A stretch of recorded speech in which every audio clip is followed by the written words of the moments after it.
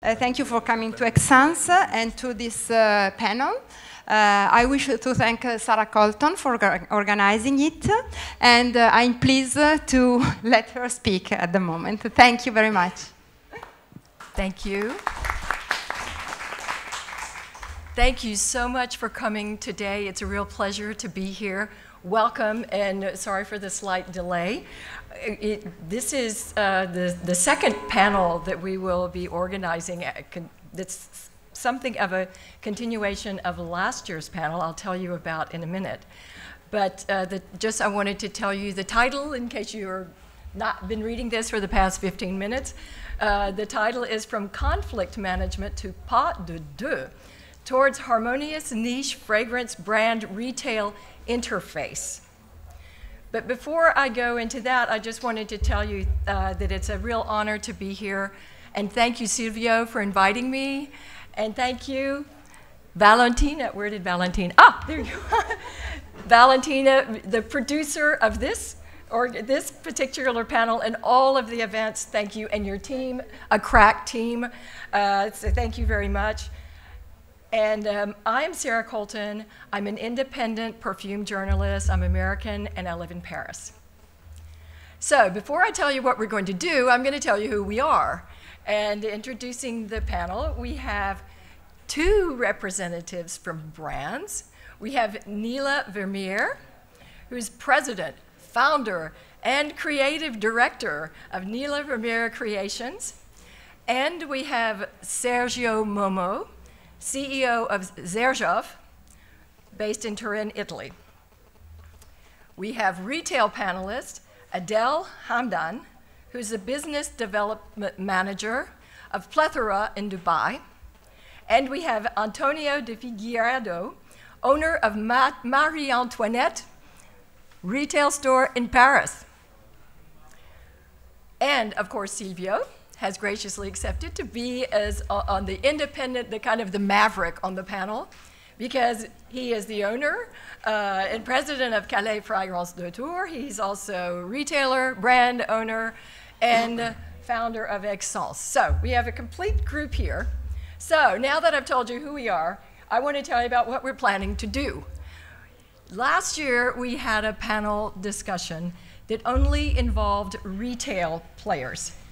And there were 4 of them, and it was only really dealing with retail issues.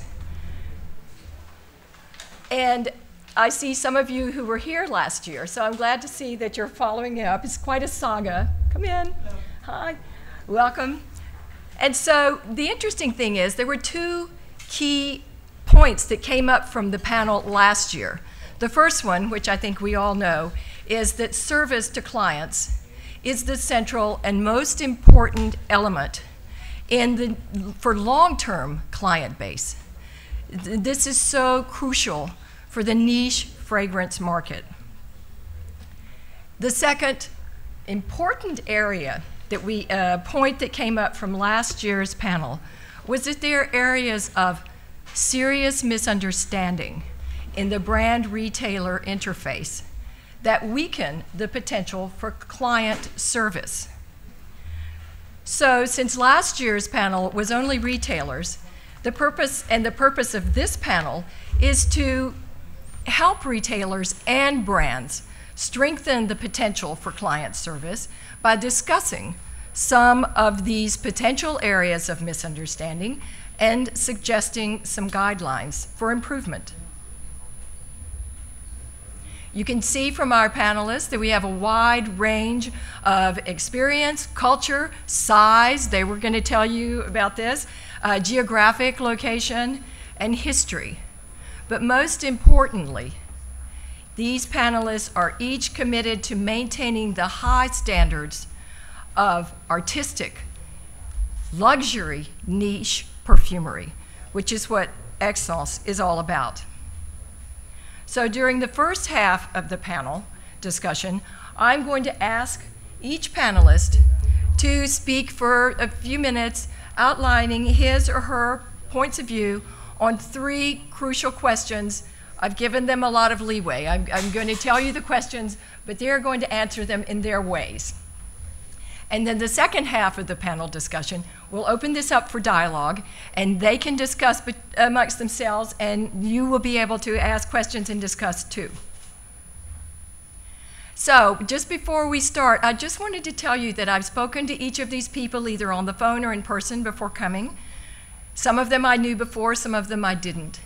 But it has been a real privilege speaking to them, and I've really been touched by the sincerity and the generosity that accompanies and that comes out of this passion that they have for what we're talking about is the back office of niche, high-end niche luxury retail.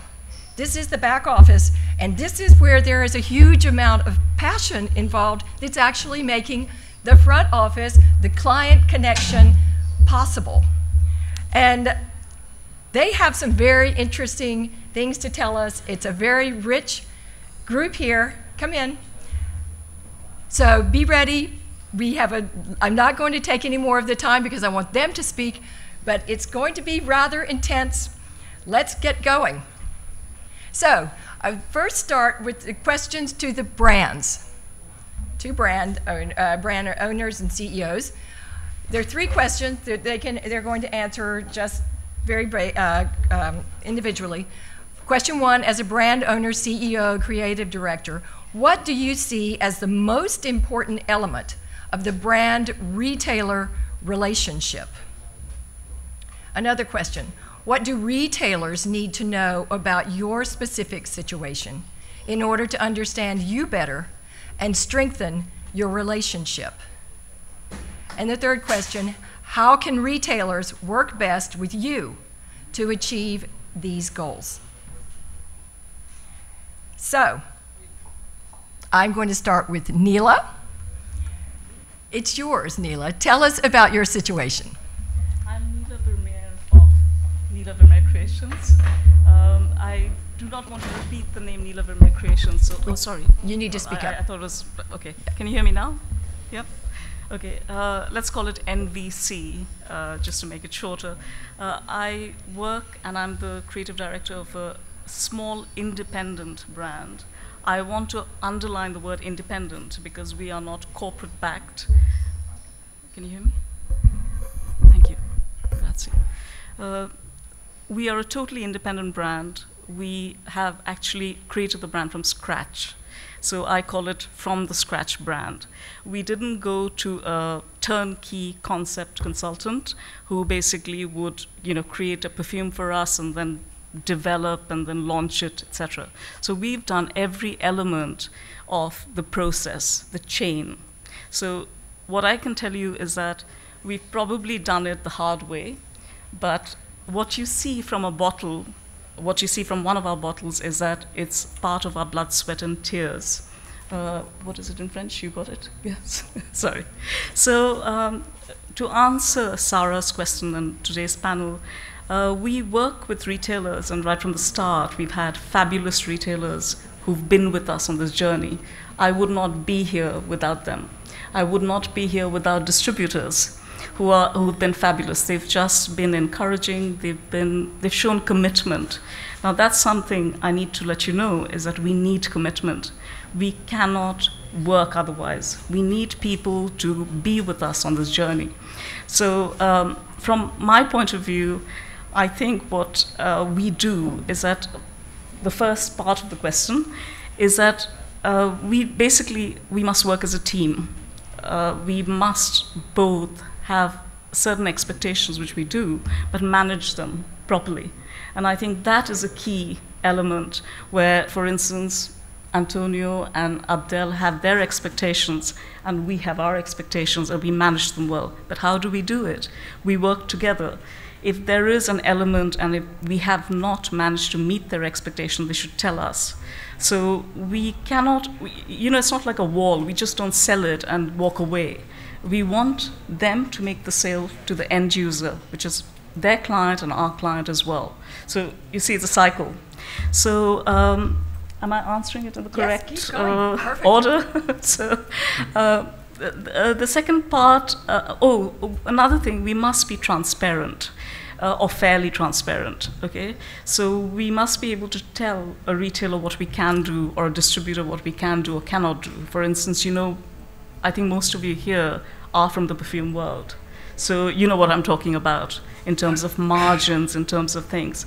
So for us, it's important you understand that as a startup or a brand from scratch who did not go to a turnkey, you know, setup, you must be more patient with us. You must either follow us on the journey, be with us right from the start, and you'll see us grow. We will grow. But we need commitment, total commitment, and we will do the same with you. You know, we will do our best. The second part, the second question, sorry, it's about what the retailers need to know about us, yeah? So they need to know our brand history, they need to know our, I guess, core values, who we are. They need to also be able to work with us in the sense that, you know, transmit our story, I would say. So what is our brand story? Why are our perfumes special? They need to be able to express it to the end user. We rely on them as ambassadors. I call all of you ambassadors. Why? Because you take a brand, you present us. It's a bit, you know, I think brand ambassadors are the best word I can use for every single retailer for us. Of course, we aren't large, so we cannot, you know, provide many things like samples perhaps. But, you know, not yet. I say not yet. But you need to give us the time till we get to the stage when we will be able to do that. Again, I don't know if I use the word, but we are not corporate backed. We are not private equity backed. So it's our money we've put in. So what you see is, you know, pretty much what you get. So anyway, so the third, I mean, for us, I think it's really that, you know, that you understand us, who we are. And finally, the question about how can retailers work best with us. You can work best with us by actually getting the concept and faithfully transmitting it to the end user, so the client. For us, we work, and we try to work pretty tirelessly to give you some, you know, material. We don't do these PLV things, you know, big, you know, posters and stuff like that. We want to spend the money in the perfume. Okay, so what you smell is, in a way, should be taking you on the journey. It's not just about posters and fabulous things. That I could rely on distributors, right? So and wonderful retailers too. We do it, but smaller scale. The last thing I think we also want you to tell us if things are not working right. We want you to give us suggestions how we could improve, because, you know, it's not a one-way thing that we sell and we walk away. We want you to tell us how we can improve. So my request to all the retailers here is that please give brands time. Please give brands and show them commitment. If you want special brands, if you want brands that provide, I guess, I don't want to use the word, but it's in a way, you know, sorry, closer, okay. So if you want perfumes that don't, well, which you've smelled before, great, but if you want us to create and continue to create wonderful stuff, you've also got to play the part in being with us on this journey. Now, I know I sound emotional, but what I want to say is when I give my perfumes to a particular store direct, I feel they're like my children. I send them to a boarding school. I was talking, so I want you to take care of it. Thank you, Sarah. Thank you. Thank you.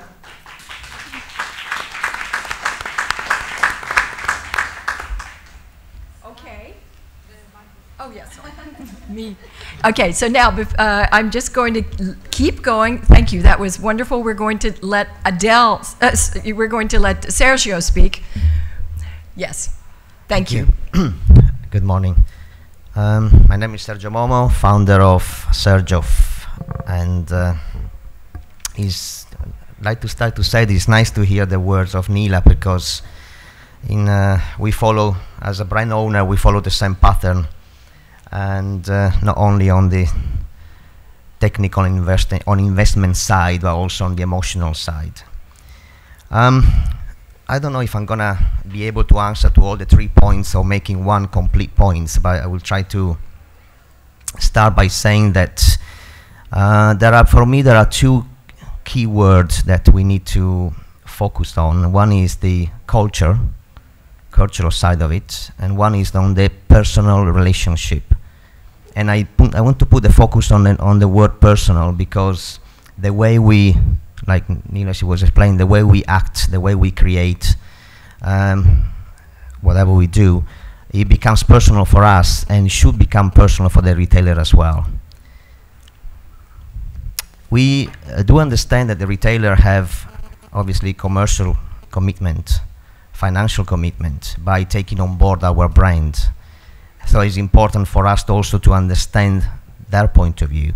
So here today I'm not too much focusing on the conflict, but I think she would focus on the understanding each other, like she was saying, to understanding each other's problems. I think is extremely important. As a brand owner of a niche brand, I recognize we are a kind of a strange kind of creatures. We are indeed. We are very emotional, we are creative. Sometimes we don't have a great knowledge of the financial, commercial side of what we create, because the heart is what is put up front before anything else. What she was saying that sometimes we don't have great backgrounds on the, let's say, marketing attitude, because what we create is quite unique, so we don't follow others' brands' patterns, we don't follow what others has done, or within the niche area, or even within the selective. We just think that whatever we do is so different from everything else that has to follow our proposal. So sometimes this is where the conflicts, if there is any conflict, starts. Culture, I was saying before, culture is very important, because what we do is based on our own philosophy. So the retailer must be patient enough to absorb our proposal in terms of cultures. In this case, it's no factive culture, but not only the way we introduce our brand, the way we envision our brand to develop in the following years, and so on. So culture is a very important point of view. Personal relationship. Why personal? Personal because the retailer, like she was saying, becomes our ambassador. And to become our ambassador, we need to be able to know each other extremely well. I believe that a retailer or distributor should be able to know the brand owner, not only the brand owner, but also who works with the brands, because most of the time we're talking about teams. We don't talk, I mean, I'm here talking on behalf of Sergio, which I create, but obviously I'm not a one-man band. And there is a good number of people which have a great commitment back home, which needs to be obviously mentioned. Personal relationship is important because it should not be created on the shop floor only, but it should create maybe in our offices, in our agencies as well.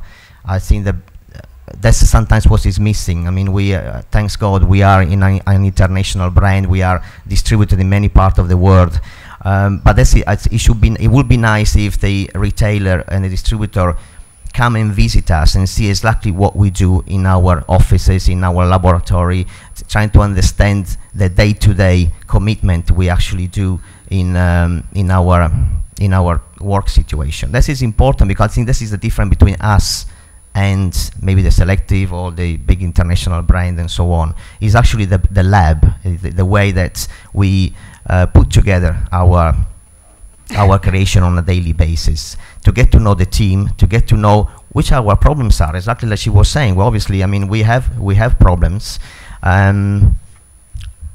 which needs to be understood. On the other side, it will be nice, exactly the opposite. It will be able to be invited to trying to understand what the problems are in order to talk about our perfumes to the on the shop floor to the final clients. So in order to support the final clients from the retailer point of view, it is important that we learn what are all the positive and the negative aspects, or let's say the negative, the difficult aspect that a retailer may have in representing our own brand.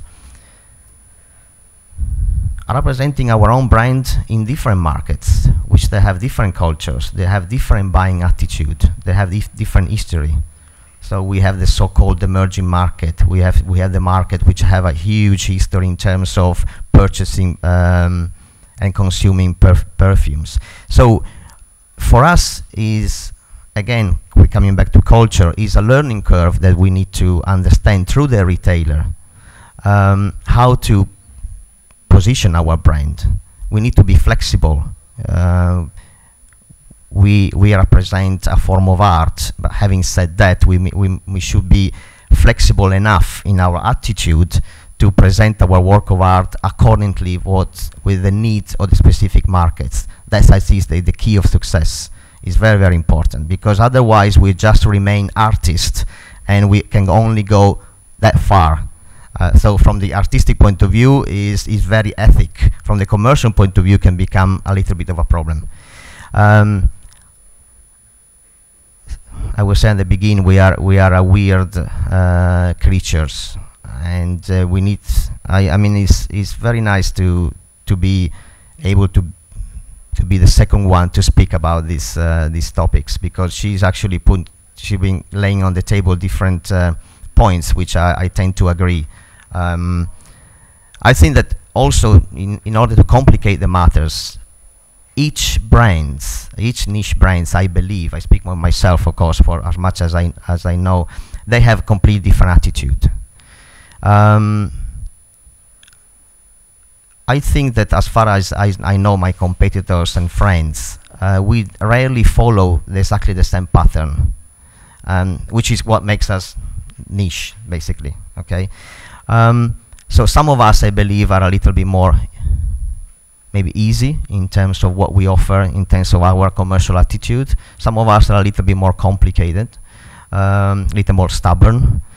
And so if I have to switch position and be on the retailer point of view, I can see the difficulties of actually dealing with these different creatures that I mentioned before, in order to make them happy, but from that point of view, make the brand successful, because then at the end of the day, that's what we are talking about. We are talking about being able to express our brand and making sure that the final clients through the shop floor understand what we are trying to say and purchase our perfume and use our perfumes. So both sides is extremely difficult. I think that understanding, so what I'm asking to the retailer is a deeper understanding of our culture. That's number one. A deeper relationship. This is also very important. So get to know each other in the location. To have meetings around the world is important. To have Skype conference is important. But I think the human touch and the real, let's say, working environment is also very important. I think that sometimes and some little budget ought to be spent in order to interact in each other location, in order to fully understand what's behind our idea, who's the people is working, how do we operate, in order to obviously understand the positive and the difficult parts of our operation. I also understand from the retailer point of view that, let's say, an important number of retailers don't only deals with niche, they also deals with selective and other. So obviously, most of the time, retailers are used to follow certain kind of pattern in order to promote and to support the brands, which for us is difficult to follow.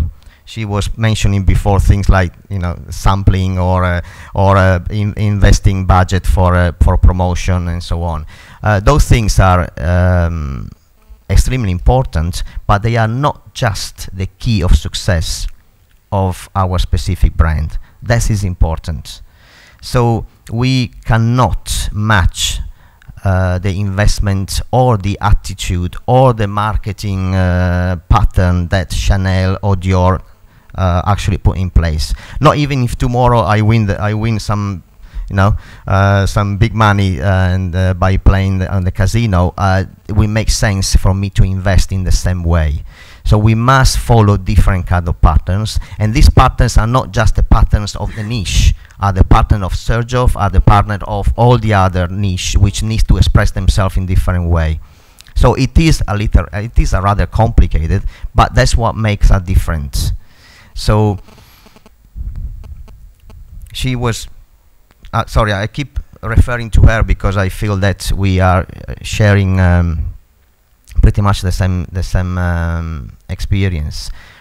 Patience is also very important because being independent, that means that our steps are taking longer. Whichever steps are taking longer than any other so-called big or international brand. Why? Why? We all know about that. We need to invest our own money. We have to decide to reinvest our margin in order to create something new, in order to promote in the best way we can our own brand in different markets around the world.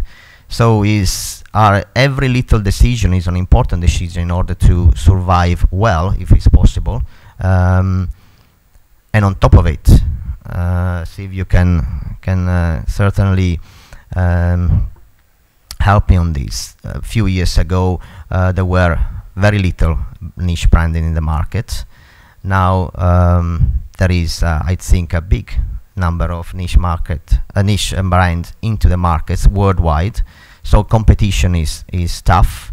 Quality is very high most of the time. So we are not competing with just on the communication, on the marketing point of view, but we are competing on the quality point of view, on the creativity point of view as well. It's not just a matter of quality. Sometimes you need to be creative as well to be different.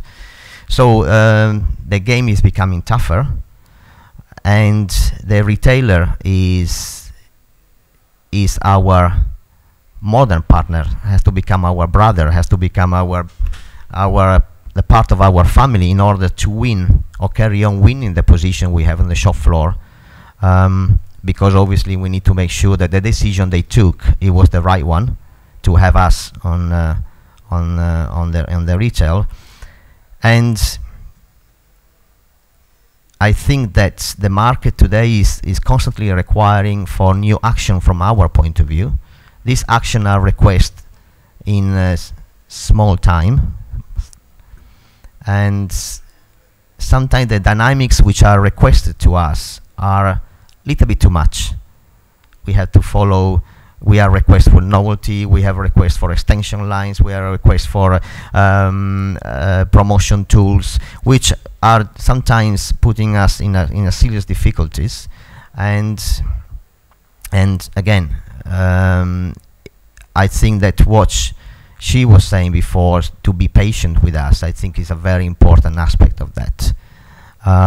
You need to be able to understand that all these dynamics have a cost, and we are seriously intention to make our brand as big as we can within our parameter, which this is important. Our parameter are the parameter of niche.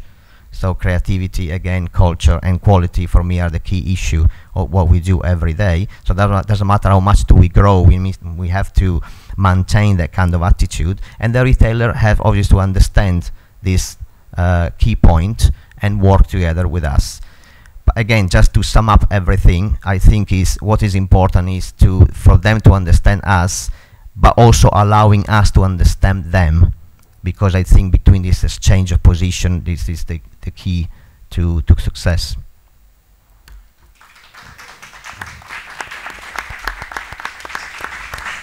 Thank you, Sergio. Now we're going to hear from retailers. Adele, are you ready to speak? Okay, thank you. Here's Adele's slide. Adele's slide, go ahead. Any questions? I think The same questions, possibly. I don't. Oh, yes, your questions. It's the same questions. As a retailer, what do you see as the most important elements of the brand-retailer relationship? What do brands need to know about your specific situation in order to understand you better and strengthen your relationship? And how can brands best work with you to achieve this goal? Thank you. I'm Adel Hamdan, and I worked many years as a brand in big groups, and then worked in a big retailer in the Middle East, which is called Paris Gallery, in charge of buying and also in charge of distribution. And now I'm a founding partner and my business development manager of Plethora. And Plethora is a niche perfumery, small one, entrepreneurial.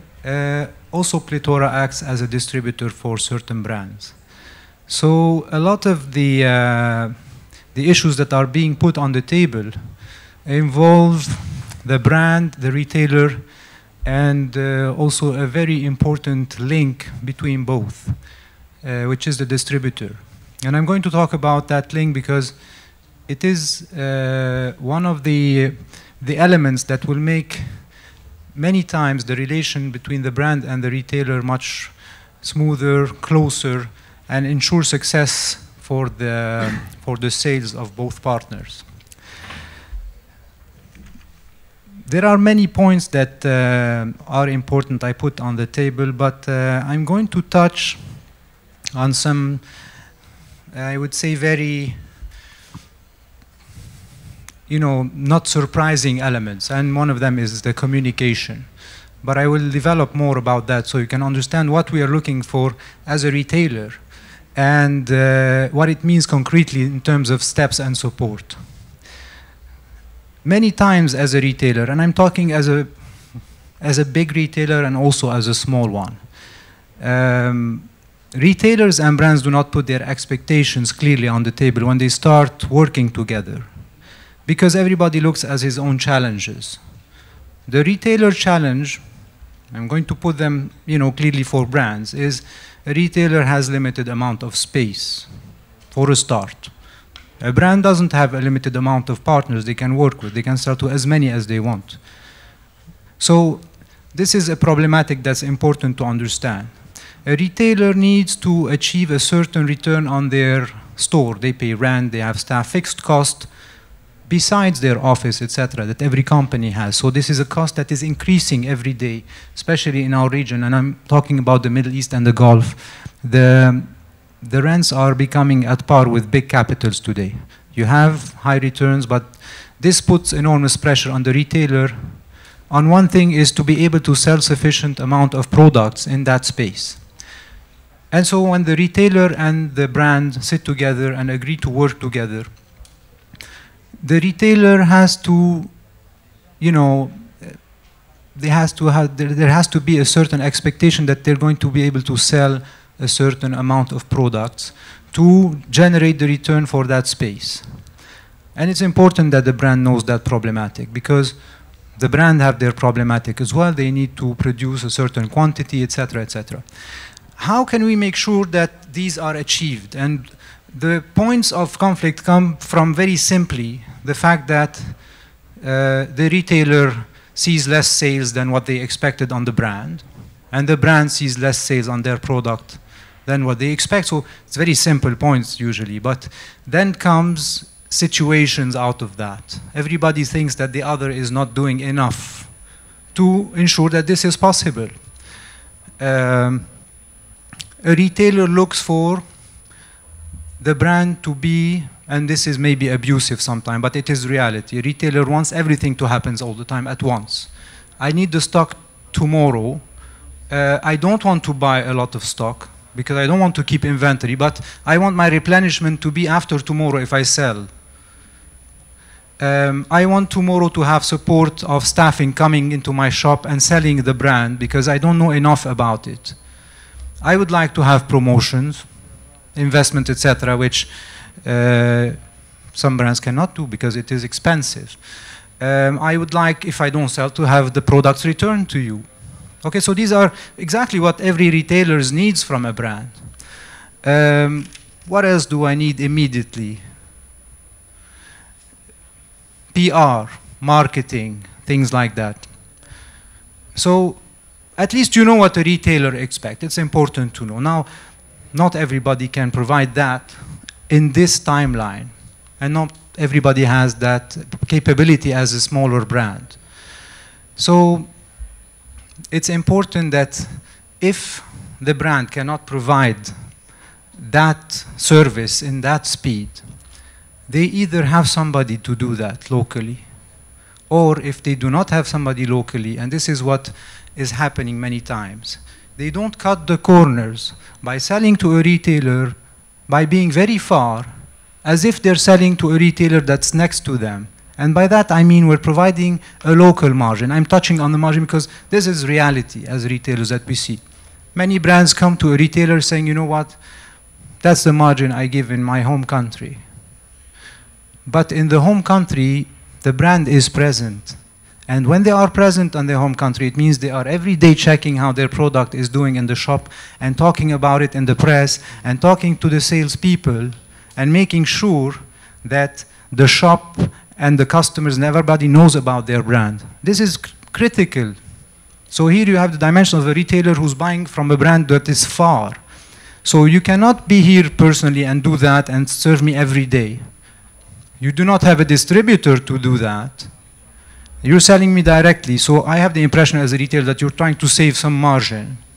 But I don't, this point is not as important. Then some retailers, and I was part of one of those retailers, and before and now, we will need to provide that service to the brand. It means act as the brand ambassador also in our shops and in other shops. That means staff, stock enough inventory to provide the shop every day, because the shop cannot store 3 months of stock, especially when it's a small niche perfumery.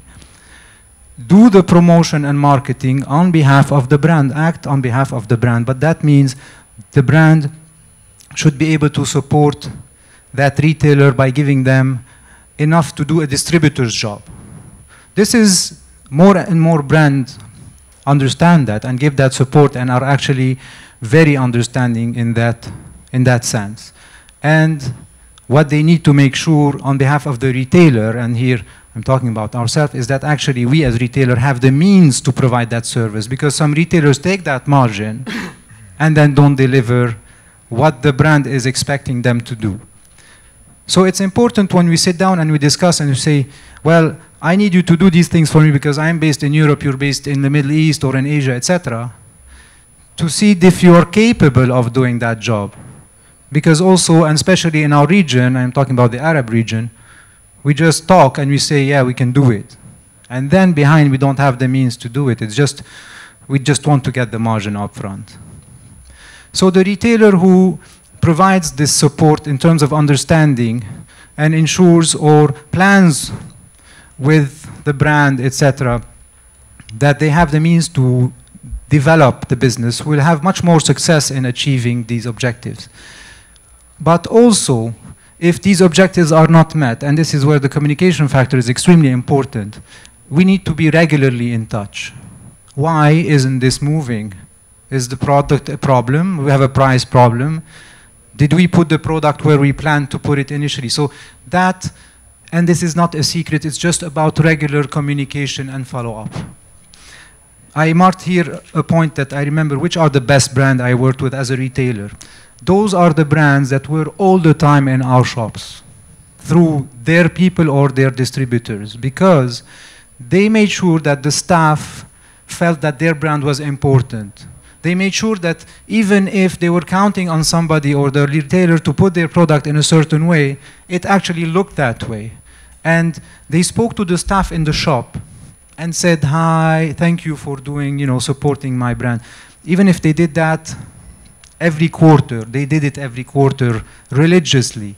And I have in mind one of those brands who's present in this salon. That's a very expensive brand, and that doesn't have money to invest in advertising or staffing, never had a dedicated staff. But their regional person came every quarter for a few days, went to every shop, said, thank you for supporting my brand. What do you need from us? I will send you that missing element. And that's the biggest investment I think a brand can do. It's not expensive. It's expensive in time, in dedication, but it is very respected. The staff in the shop, when they see the brand owner or the brand representative or the brand whoever, employee, come and speak to them, they feel honored, because the sales staff always feel that they are not respected because they are on the floor. They have the worst job possible. You as a brand owner, you come and you say thank you. Every quarter, what does it cost you? It costs you some time. It's huge, huge in terms of impact. So this is what I have seen make a difference. Now another important point. We spoke about margin, we spoke about regular personal visits and communications with the retailer and the brand. Whether it's directly or through a distributor, this is the same job that has to be done. A retailer and a brand take a risk on inventory. Both of them buy this inventory. Maybe the brand buys all the inventory up front, but many times the retailer will buy this inventory to put in this one shop or many outlets, giving the chance, possibly, you know, giving all what was agreed in terms of support to introduce the brand in terms of space, location, marketing by giving windows, etc. Using, you know, their own communication tools, websites, social media. And then it doesn't move as well. It happens, you know, for some reason. So it's extremely important that both sit down and said, okay, we've done everything on that product. So now we need to move it. Many times, it's pushed on one side or the other. As a retailer, I have respected enormously those brands who said, you know what, I will help you deal with that. Some said, I will take care of it completely, said, send me back these products. And I said, wow, oh my God, what do you want? And some said, I cannot, because it's too much, I'm a small business, but I will do this much, and you do a little bit on your side as well. And when there's a distributor, that distributor also can support, because we are spreading the risk and the reward. It's like insurance. I don't take all the risk on one party, I spread it onto many different actors. And that some people do it, and those are the brands as a retailer that I think are admirable, and I respect that they're small and they cannot actually do that all the time. But when they do it, I ensure to give them enormous support in my shop compared to some big company thing, you know, where they take them for granted, because we appreciate that. Because your brands make a difference for us. Because when the customer comes and see a special product and they like it, we feel special and we push it. And I'm touching on a new point that you might have guessed here. Exclusivity. I know some of the brands cannot give exclusivity because it doesn't guarantee enough volume. But I recommend, if you have a right partner, even if he's small, give him a little bit of exclusivity, because it will mean a lot to him. And if your brand looks great in one shop, it's better than it looks horrible in 100 shops, right? You can use that. You can use that to expand and to communicate. And then other shops are going to come and say, I want your product. I'm not saying give open exclusivity. I was one of those before who said, I want exclusivity for life. Whatever you do, you will never be able to sell anywhere else. But it's not right. As a retailer, I'm saying it's not right. The brand needs to continue growing, and I'm proud that it grows outside of our shops. And my job is to look for new brands that will be exclusive for some time, so keeping always a special touch in my outlet. So these, I believe, are some of the important points that, that make a really successful relationship. So I hope it's been useful for you, and I thank you for your attention.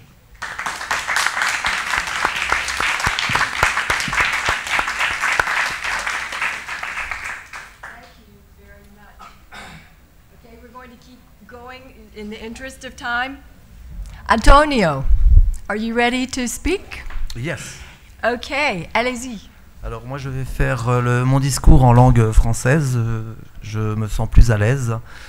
Alors, je vais me présenter brièvement. Je m'appelle Antonio de Figueiredo et j'ai ouvert une parfumerie à Paris, dans le Marais, en fin 2007, à laquelle j'ai donné le nom de Marie-Antoinette. Tout d'abord, je précise que je suis un autodidacte et que je suis depuis une dizaine d'années, dans l'univers olfactif, au départ dans les senteurs plutôt d'ambiance.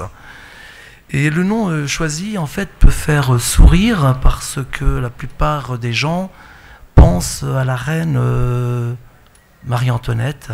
Alors ce n'est pas du tout l'histoire en réalité. C'est autre chose, donc j'aimerais l'expliquer un peu.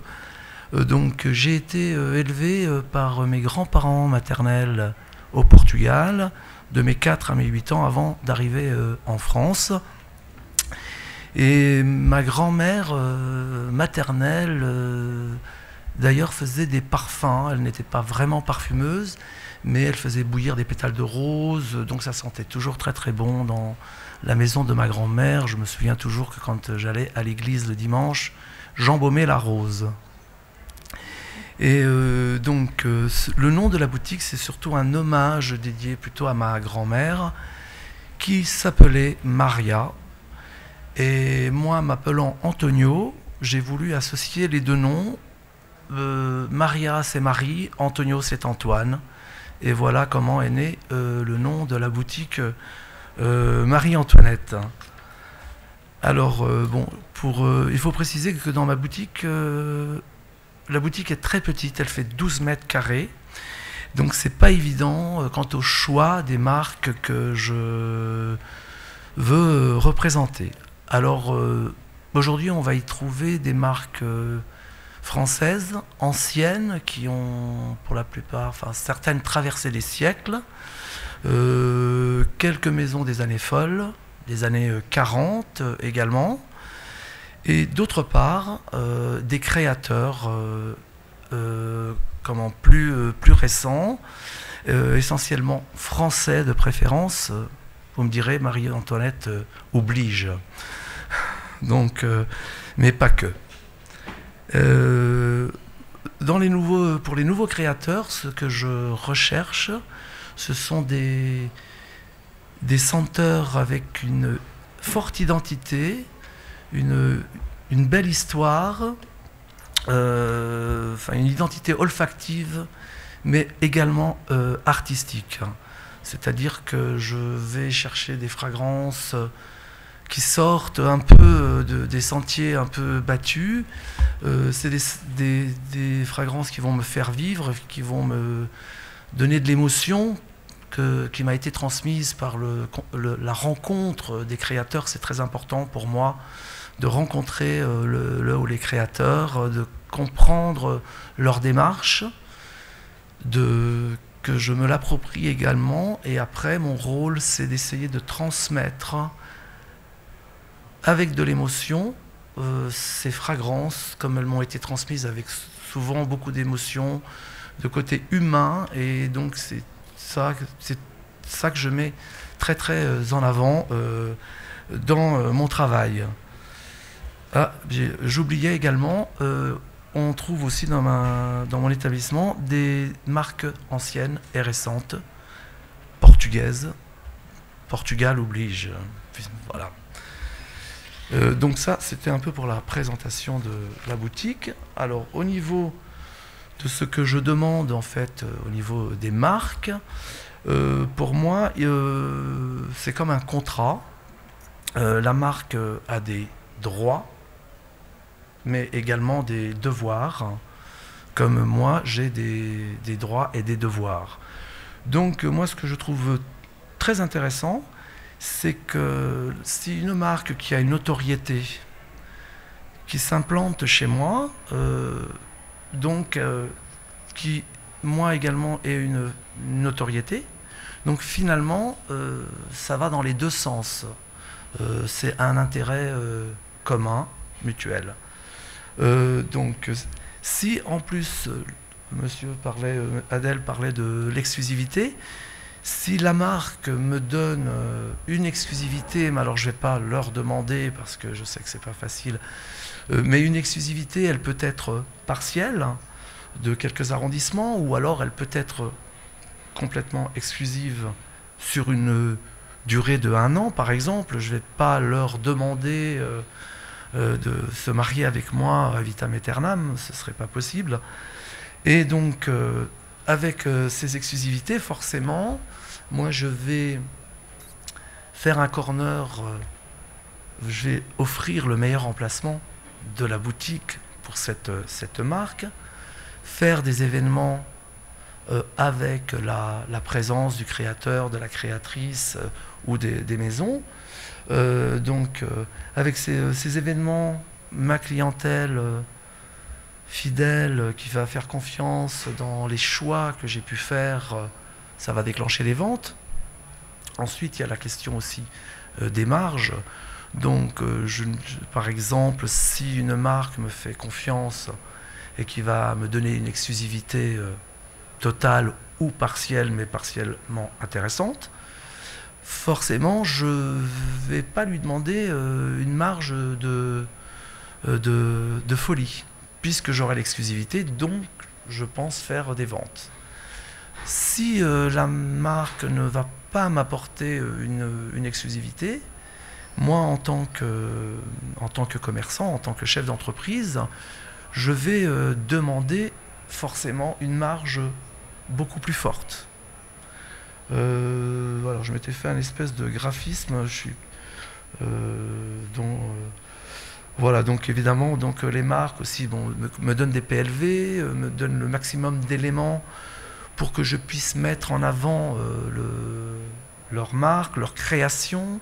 Je travaille beaucoup avec les échantillons. Néla m'a dit tout à l'heure qu'elle n'en faisait pas parce que ça avait un coût, que je comprends. Mais je veux dire, l'échantillon est un élément très important parce que vous allez glisser, par exemple, je vais vendre une bougie parfumée à un monsieur, une dame, je vais poser des questions qui vont paraître indiscrètes au client, je vais lui demander mais votre bougie c'est pour une dame, c'est pour un homme, quel âge a-t-il, comment est-il physiquement, il est brun, il est grand, etc. Pour essayer de cerner un peu la personnalité de la personne qui va recevoir le cadeau, et en fonction de mon instinct, de mon ressenti, parce que je fonctionne beaucoup de cette façon-là, je vais glisser 2 échantillons dans le sac de cadeaux. Et il arrive très souvent, je dirais 2-3 fois sur 10, où un monsieur, une dame va arriver avec l'échantillon et qui me dit « Bonjour monsieur, je voudrais ce parfum-là ». Donc c'est très important d'avoir ce genre d'éléments. Voilà, je ne sais plus où j'en suis, je suis un peu perdu, hein.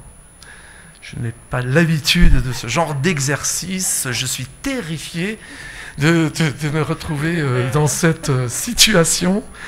Et donc, ma boutique étant très petite, ça devient très complexe pour moi au jour d'aujourd'hui par rapport à toutes ces boutiques de parfumerie alternative qui s'ouvrent sur Paris. Je suis cerné, par exemple, pour ne pas citer de nom, entre deux, une sur ma droite à 5 minutes, une sur ma gauche à 5 minutes. Donc j'ai un peu le projet de m'agrandir et ça peut aller plus vite. Et donc là, je pourrais gérer mes marques différemment, puisque là, dans 12 mètres carrés, donc il faut que ça reste une sélection très drastique. Voilà, merci de m'avoir écouté. Bon, Silvio, I'm going to leave you perhaps with the last word because we are going over time already. Thank you for staying, and this is so intense. I think that, you know, as much as we'd like to ask questions afterwards, it's important to get everything out as much as possible, and we can discuss afterwards. We're going to be here for a while in this wonderful place. So take it, Silvio. So, I'm Silvio Levi. You know that I'm the founder of Esxence. I'm a distributor and I'm the elder distributor in the world despite the appearance, because we have more than 58 experience in distribution in Italy. I'm a brand owner, and I'm also a competitor of, because I'm also one of the owner of the Nose Shop in Paris. So that is the reason why I'm a quite complex person, and I'm an ambassador for artistic perfumery since dozens of years, I suppose. So I was very happy to hear everything they told. I think that you know that the main keywords for Esxence this year was service, and I think we are speaking about service. So what's about the exchange on service?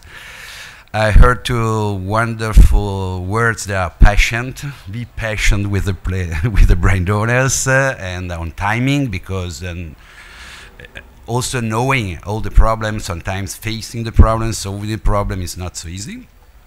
I think partnership, so I think it's so important. So any brand in that field is dealing with retailers. Retailers are small retailers that are very often asked to promote something that is unknown.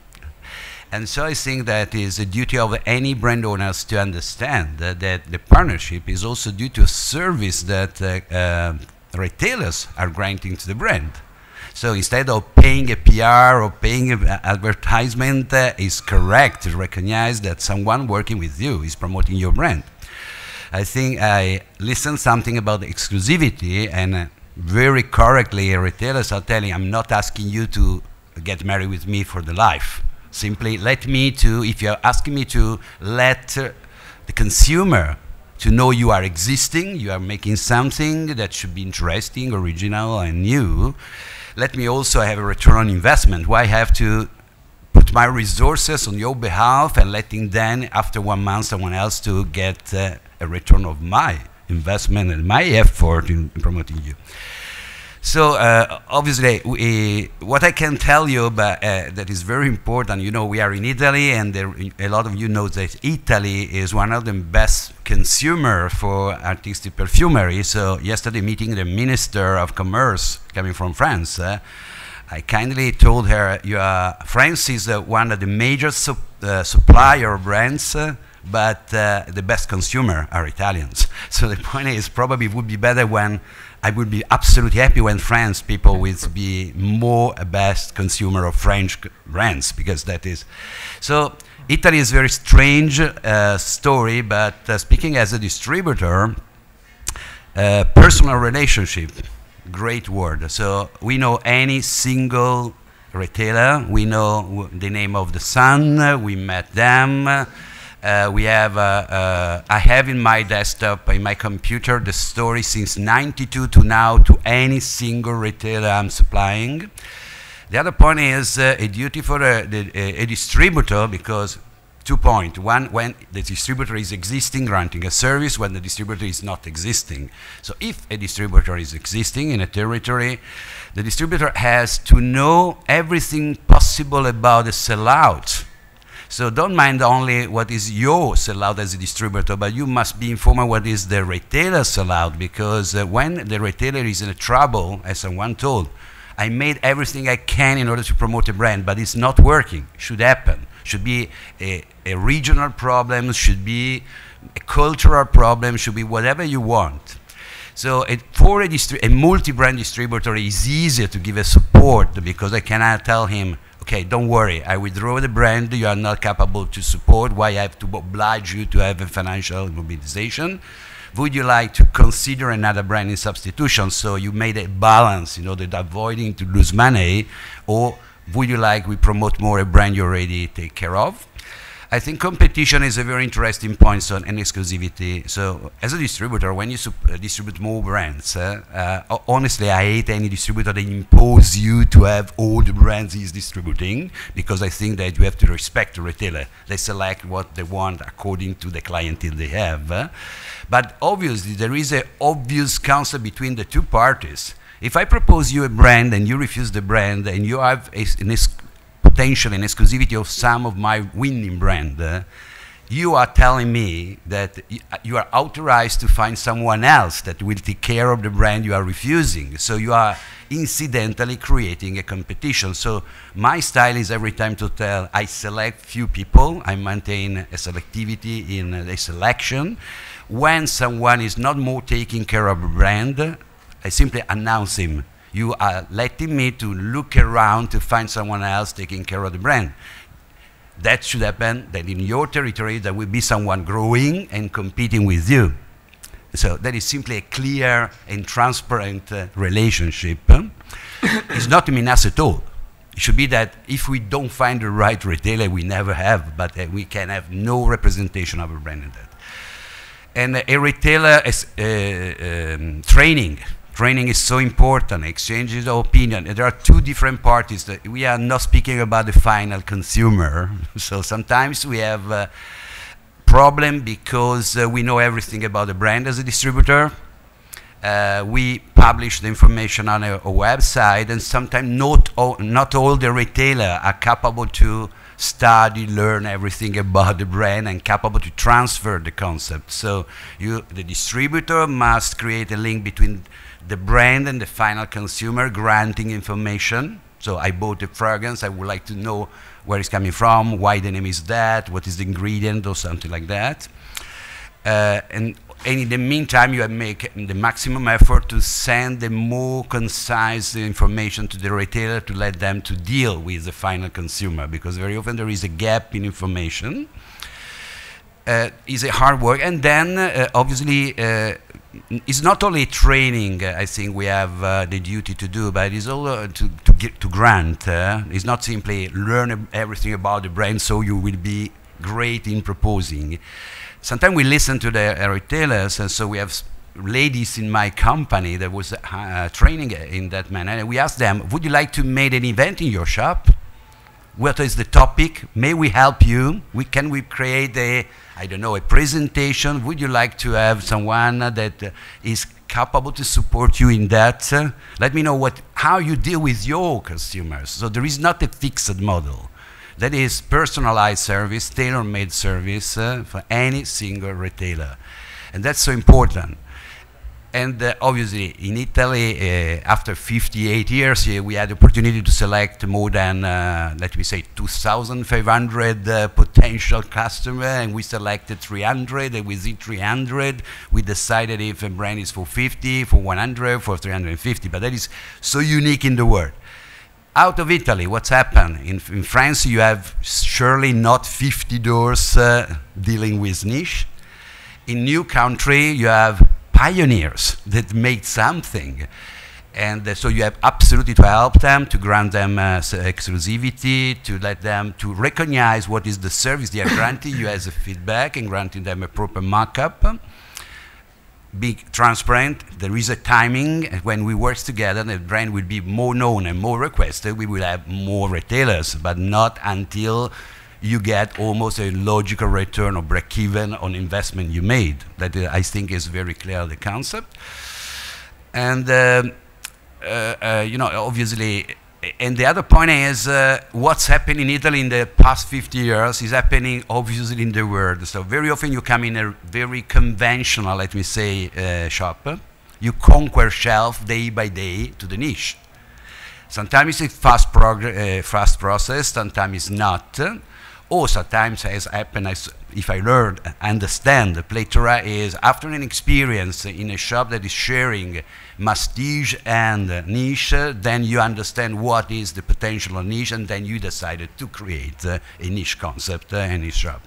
So the process should be completely different in any country. And obviously, having a view worldwide of what's going on, yes, 10 years ago, niche was a ghost, I don't know, a very strange word no one take care of. What I already told since more years, very simple, what is our target? To me, almost is 1.5%. 1.5% is our target. That is a very small number, but I'm speaking about 1.5% of beauty business. That means 72 billion euro turnover in Europe. 1.5% means 1 billion euro turnover in Europe. You are inside the 1.5%. If you divided 1 billion also with 100 brands, I think a lot of brand owners will be very happy. And that is only Europe. Then we can discuss, and Mark should be useful in that, in the discussion, America, United States. Okay, because I have a discussion, so how many inhabitants we have in the United States, how many we have in Europe, but that is only demographic concept. But how many consumers we have for niche in the United States? Still a very limited number at the moment. The demand is existing, but we have to take care of that and consider it. Then we have, and Sergio knows very well, other countries. What's about East Europe? What's about Lithuania? So I know exactly what's happened, what was the profile 10 years ago. Today we have chains of niche shop. No one can imagine that. You know, in the Netherlands, you know, in Lithuania, you go in Bucharest, and whatever will be the fight between the ladies, but we have 10 stores in niche in Bucharest. And Bucharest is not New York, is not London, is not Munich. And you have Ukraine, and you have Russia, and I'm very, very happy to learn, because, you know, the miracle of Middle East is, a lot of us really don't know Middle East, and the Middle East is completely different of what we think is, and Mr. East is going to reserve a wonderful surprise as brand, as a retailer. I think there is a lot of things that are growing up. So what's the role of Esxence, and what is the role of brand owners and distributors is, don't be maniac in coming out of the 1.5%, conquer a 1.5% in the world and create a network. That's granted to any single brand to multiply from 10 to 20 times the production level, reducing the cost, maintaining the quality, and having a return that should grant more promotion, more support, etc. Then we have a huge number of problems that should be, what's about the price worldwide, or almost the price in Europe, the price outside Europe, etc. Because we are in an internet. And any single retailer will be very happy to open an e-shop. But if the brand don't take care of that, you are creating incidentally a stupid competition between retailers. Because if you grant a markup to someone in Kuwait, and then you grant a different markup to someone in Dubai, and they have e-shop and with 20% difference in the retail, suggested retail price, is a disaster. And the other typical problem is that any brand is telling to a distributor, I can increase my retail price in my domestic business, but I increase your export price of 20%. So why in the hell I have to sell the same product I'm buying from United Kingdom at 50% more than in UK? So there is a mistake at the beginning. So the duty of any brand is to establish what is the maximum retail price you think is making sense for your product, and calculate a discount on this level of price, and put everyone, retailer, distributor, etc., according to the proper discount, to respect the suggested retail price that you think makes sense. Because otherwise, you are killing the distributors, because the more e-shop you have in the world, and the more you create a competition, the more distributor will leave the companies, because it's an unpolite competition. So, because we are granting service. And so the reason why we added the markup is because we grant service to retailer, and retailer correctly need to maintain their markup, avoiding to compete on discount and reducing the markup because the brand is letting someone else to propose lower retail, suggested retail price. So that is a worldwide problem. It's not a domestic problem. And I think that the relationship between brand and the retailer is so important. A partnership, and that's all. I think I have a lot of other things I can face, but I think it should be enough for Sarah.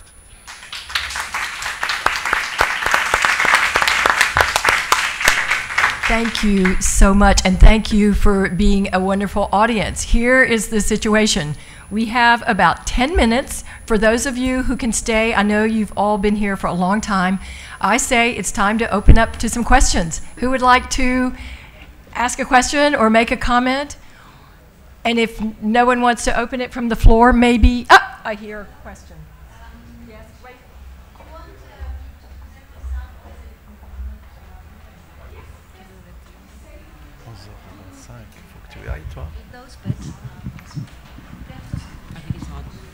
Okay. Hello, my name is Anne-Christine Goethert. I'm a freelance communication specialist, and in all 5 speakers I heard 3 keywords: communication, culture, and understanding, right? I think that's very important for you. And I think that we are in the era of communication. That's what people always say. And there are millions, tons of market research on end consumers. I think every one of you knows what his consumer wants, what he has to sell in order to be successful. There are dedicated communicators, PR people, marketing people maybe.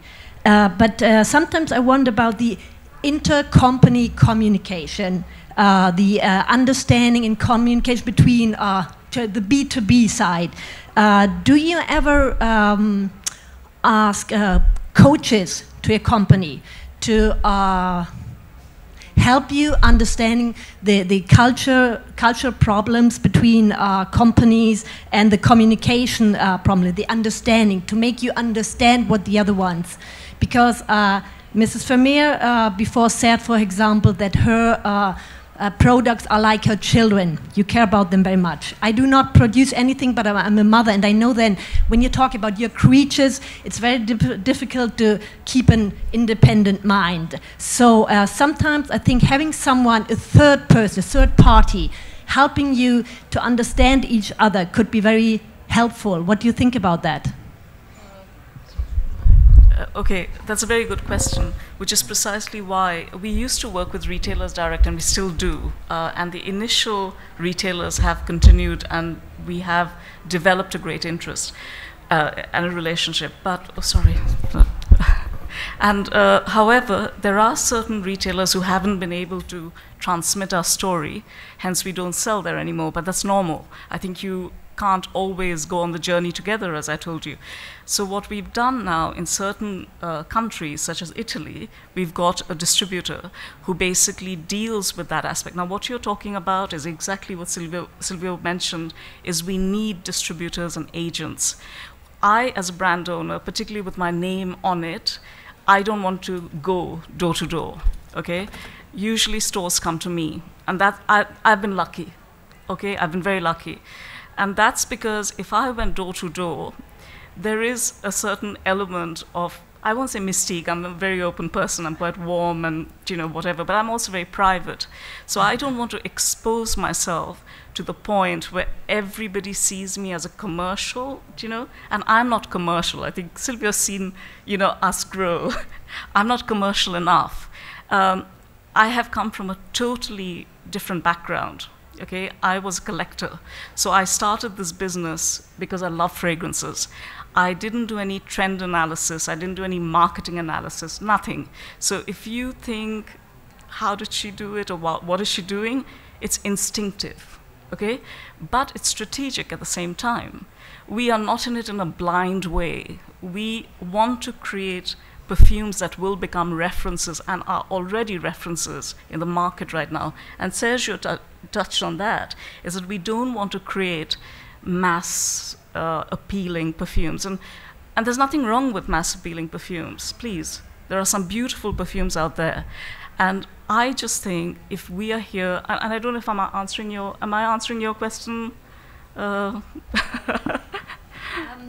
Not 100%, okay, because I do understand what you're about the cultural thing and everything. But what I would like to know, this is a very personal question because I'm interested in it professionally. Sure. Would you ever consider asking a third party, a coach, to help you really understand, have more awareness between the retailer and the maker? No. I don't believe in it because personally, if I have contact already with a retailer, it's a personal relationship I have. I do not want a coach. because I think I'm in the business. I'm sorry, I don't want to sound proud or cocky, I'm not. I want to transmit who we are, direct. I want, say, Abdel or, none of them are my retailers, but if they were, to understand who I am, understand my eccentricity, understand that we create perfumes because we love them. I don't want a middle person. How would a coach really understand who we are? You see, Mila? I'm not playing a psychology. No, I don't think that a coach. Coach is probably a wrong word. You mean a consultant? Yeah, a consultant. Excuse me. I would just say, listening to this conversation, that it sounds like within that type of advice, going within the chain of existing structures, it would be the distributor who would take if you were a coach, you might go to a distributor. That's exactly who they are for me. And that essentially a coach is a distributor acts as the coach if that's what you need. Exactly what I'm saying. And can go in both directions. No, but that wasn't my point, because the distributor or the retailer would be the coach or the consultant between end consumer and producer. Yes. No, not really. You mean the distributor and, sorry. Yes, I think that... It's between the retailer and us, right? It's okay. Retailer and okay, the you're brand. more retailer, yeah, and you say the distributor would help you. Yes, but that would mean that you have to have someone who is very cultural aware of things. Of course. Yes. Is it possible to have so many people who are... No, it's not an ideal world. Yeah. We would be living in a utopian world if everybody understood each other. We try our best. So a distributor within their scope, for instance, I'm in Middle East only in Riyadh just now, but I would love to explore Middle East. And even though I'm from India, I understand them culturally, but I don't understand Middle Eastern whatever. So I would have to go, hopefully, with a distributor who would guide us, because I take distributors as people who guide brand owners. I hope, I don't know if I'm wrong. Sergio, am I? Yeah, I'm on the same. I'm on the same page. I think that to add a third party in the communication would standardize, I think, the communication. That's right. I think that what we were talking today is actually about fine-tuning the communication and the problematics and all those aspects in terms of getting to know each other. I don't think that getting an extra help from that it will make us more comfortable. Also because then which market we're talking about. So we're gonna get some help from our third party for the Middle Eastern market, and we're gonna do the same for the Russian market, we're the same for North America. So that means that we are not putting one filter, but we're gonna ask 7, 10, 15 different filters between us and the distributor and retailer. And by the way, as far as I am concerned, I think that the retailer and distributor is the same person. So we are already talking with one single element. I think that today I'm lucky enough that Adel is here, and Adel is actually my distributor as well, and my retailer. And Adel here today represents Pletora. Pletora is actually a distributor and a retailer of niche. So he already is in the position of understanding my needs. He doesn't have a portfolio of mastige or other areas of perfumery which needs to then to focus on my sector only. He's already a focused operation. So I think that improving the relationship is what we need, not an extra help. We add as a filter, not as a help in understanding. So you wouldn't look for a marriage counselor if there were any problems in a marriage? Oh, that's different. I think excuse me. We have time for one more question. Sorry. Je voulais dire quelque chose à votre question. C'est vrai que moi, j'aime rencontrer le créateur, la créatrice, de sentir ce qu'elle a voulu créer. Et là, je suis prêt à adopter les enfants, à l'épouser, que ce soit il ou elle, et de les voir grandir parce que ça m'a touché et j'essaierai de transmettre toute cette émotion. Merci. I think we need to close now. This has been such a wonderful panel. I told you it was going to be intense. I think that what we can do now is go out into the world of Esxence and beyond and continue the dialogue. The cards are on the table. The dialogue is open. Let's keep it that way. Thank you very much.